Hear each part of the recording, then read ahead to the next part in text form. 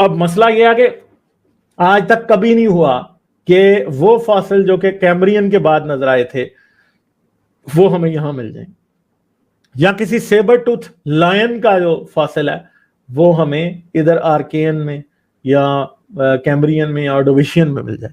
ठीक है, ऐसा नहीं हुआ कि पिछले 10,000 साल में या 100,000 साल में पाए जाने वाले जो जानदार हैं उनका फॉसिल हमें जाके कैम्ब्रियन यानी 542 मिलियन ईयर्स पहले, यानी कितने, हमें 54 मिलियन ईयर्स 57 करोड़ साल पहले उनके फॉसिल्स मिल जाए। क्यों नहीं मिलते? क्योंकि हमें ये पता है कि इस वक्त की जिंदगी के पास ये एबिलिटी है ही नहीं थी कि वो एकदम इस बात को इवॉल्व कर सके, लाइन को।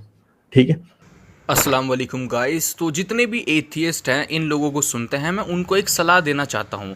इस 2 नंबर के जियोफिजिसिस्ट से कभी भी साइंस मत सीखना। चाहे मदरसे के किसी मौलाना के पास चले जाना, लेकिन इनके पास मत जाना साइंस सीखने।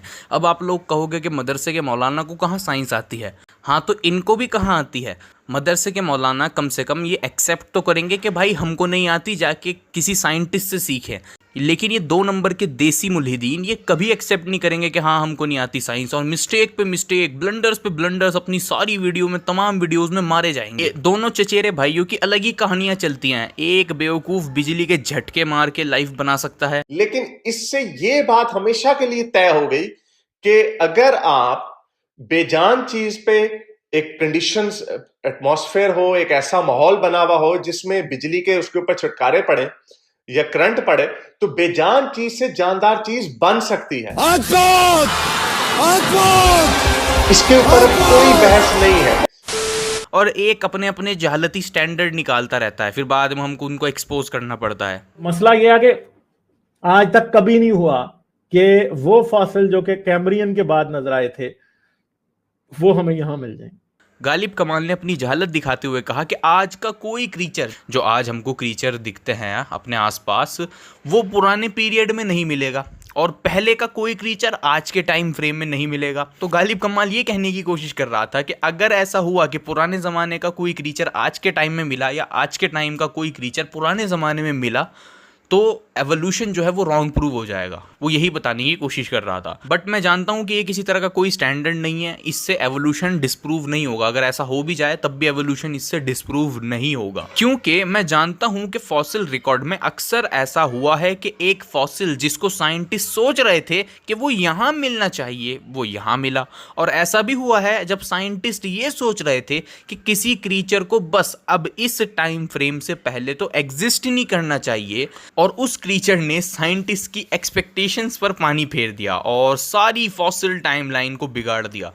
ऐसा कई मरतबा फॉसिल रिकॉर्ड में हुआ है जब साइंटिस्ट सोच कुछ रहे थे और हो कुछ और गया। लेकिन इस सब के बावजूद किसी साइंटिस्ट में ये हिम्मत नहीं हुई कि वो इस टाइप की बातें कर दे कि जी आज का कोई फॉसिल पुराने समय में दिखा दो और पुराने का फॉसिल आज में दिखा दो। ऐसा हो ही नहीं सकता। ऐसा कोई साइंटिस्ट नहीं करता सिवाय हमारे इन चंद बेवकूफ़ों के, क्योंकि ऐसा हो चुका है और अक्सर होता है। आज के कई क्रीचर्स कई 100 मिलियन ईयर्स ओल्ड क्रीचर्स से आइडेंटिकली मिलते हैं। आज भी ये क्रीचर्स पाए जाते हैं और कई 100 मिलियन ईयर्स पहले भी ये पाए जाते थे, विद वेरी लिटिल चेंज। खैर, मैं एक एग्जांपल देता हूँ। हॉर्सशू क्रैब, ये क्रीचर इतना अमेजिंग है जो कि आज भी पाया जाता है, और ये क्रीचर अकेला गालिब कमाल के स्टैंडर्ड को रिफ्यूट करने के लिए काफ़ी है। ये अमेजिंग क्रीचर इवॉल्व तो 400 से 450 मिलियन ईयर्स पहले हुए थे, या मे बी इससे भी पहले हो गए हों, लेकिन इसकी बॉडी का जो स्ट्रक्चर है फॉसिल रिकॉर्ड में 300 से 350 मिलियन ईयर्स से बना हुआ है, with very little change. They're also mega ancient. The oldest horseshoe crab fossil we found is around 450 million years old. That means they have survived virtually unchanged for nearly 500 million years, outliving pretty much anything else. These guys are survivors. So जी हाँ, ये creepy creature 350 million years से external anatomy में नहीं बदला। पुराने भी ऐसे ही थे और आज के हॉर्सशू क्रैब भी ऑलमोस्ट ऐसे ही हैं। जैसे आज हमको हॉर्सशू क्रैब मिलते हैं वैसे ही पहले भी मिलते थे। बट गालिब ने तो ये भी कहा 54 करोड़ साल पहले उनके फॉसिल्स मिल जाए। क्यों नहीं मिलते? क्योंकि हमें ये पता है कि इस वक्त की जिंदगी के पास ये एबिलिटी है ही नहीं थी कि वो एकदम इस बात को इवॉल्व कर सके, लाइन को।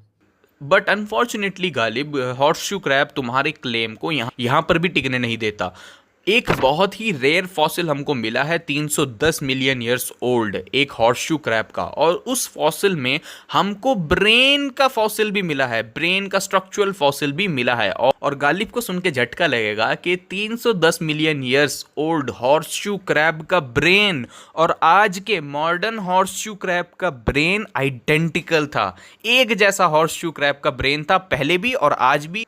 हॉर्सशू क्रैब का ब्रेन बदला ही नहीं इतने समय से। इनफैक्ट ये ब्रेन मॉडर्न हॉर्सशू क्रैब से इतना ज़्यादा सिमिलर है कि ये साइंटिस्ट के लिए भी शॉकिंग था। तो हॉर्सशू क्रैब 300 से 350 मिलियन ईयर्स में बहुत कम चेंज हुए हैं, और साइंटिस्ट कहते हैं कि जब हॉर्सशू क्रैब का ब्रेन इवॉल्व हो गया होगा 300 से 350 मिलियन ईयर्स पहले, तब से इसको एक्सटर्नली चेंज होने की ज़रूरत ही नहीं पड़ी, क्योंकि एनवायरनमेंट ने फोर्स ही नहीं किया है इसको कि ये एक क्रीचर एक्सटर्नली चेंज हो। तो इस वजह से ये क्रीचर इतने लंबे समय से बना हुआ है आज तक। तो गालिब कमाल, तुमने जो मांगा वो मैंने तुमको दिया, एक मॉडर्न क्रीचर जो कि बहुत लंबे समय से फॉसिल रिकॉर्ड में हमको एक जैसा मिलता है। तो क्या अब तुम एवोल्यूशन को रॉन्ग मानोगे according to your own standards? अगर हम अदर क्रीचर्स की एवोल्यूशनरी स्टोरी को ध्यान में रखते हुए बोलें तो ये क्रीचर तो चेंज ही नहीं हुआ, बल्कि ना के बराबर चेंज हुआ है। तो गालिब हमको इस टाइम फ्रेम का जानदार इस जगह मिला है, तो क्या अब भी तुम एवोल्यूशन को मानते हो? मैंने तो वो दिया तुमको जो तुमने मांगा।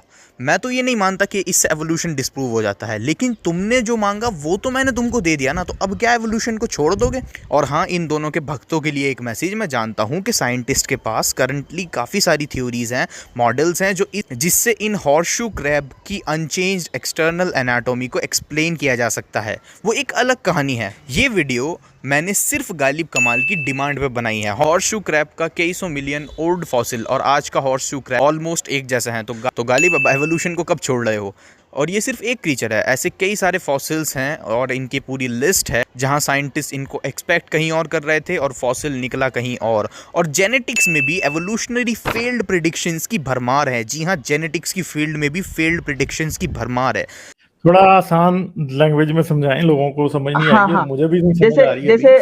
आई न्यू इट, तुमको समझ नहीं आएंगी ये सब बातें।